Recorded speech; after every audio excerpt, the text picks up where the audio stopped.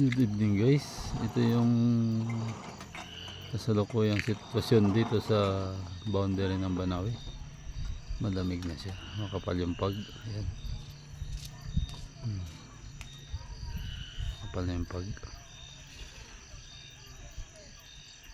Matagal tayo hindi nakabiyahe dito.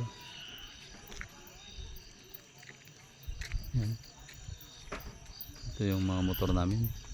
Ayan, sa akin.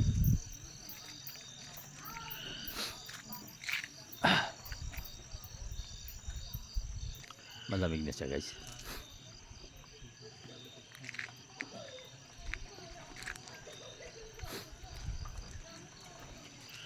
Lalo pa lumamig to pagka malakas yung hangin.